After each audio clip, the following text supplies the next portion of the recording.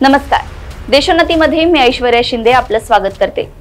देशात लोकसभा निवडणुकीच्या तारखा जाहीर झाल्या आहेत। राज्यात देखील 5 टप्प्यात मतदान होणार आहे। दरम्यान या पार्श्वभूमीवर नक्षलवादी घातपात करणार असल्याची शक्यता होती। मात्र त्यापूर्वीच महाराष्ट्र पोलिसांनी मोठी कारवाई केली आहे। तब्बल 36 लाख रुपयांचे बक्षीस असलेल्या 4 नक्षलवाद्यांना कंठस्नान घालण्यात आले आहे। कमांडो आणि माओवादी यांच्यात आज सकाळी ही चकमक झाली।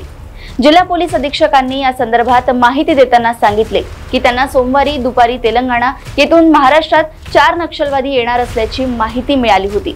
हे नक्षलवादी लोकसभा निवडणुकीदरम्यान घातपात करणार होते। या माहितीच्या आधारे ताबडतोब C60 कमांडोचे पथक हे जंगलामध्ये पाठवण्यात आले होते। पोलीस नक्षलवाद्यांचा शोध घेत असताना रेपनपल्ली जवळील कोलामार्का पर्वतावर हे 4 नक्षलवादी लपले असल्याची माहिती सुरक्षा दलांना मिळाली। त्यांनी डोंगरावर घेराव घातला। यावेळी नक्षलवाद्यांनी त्यांच्यावर जोरदार गोळीबार केला। यावेळी त्यांना कमांडोने जोरदार प्रत्युत्तर दिले। मंगळवारी पहाटे माओवादी आणि सुरक्षा दलांमध्ये 2 तासांहून अधिक काळ चकमक झाली। यात 4 नक्षलवादी ठार झाले आहेत। ठळक घडामोडींसाठी देशोन्नती न्यूज चॅनलला सबस्क्राइब करा आणि बेल आयकॉन प्रेस करा।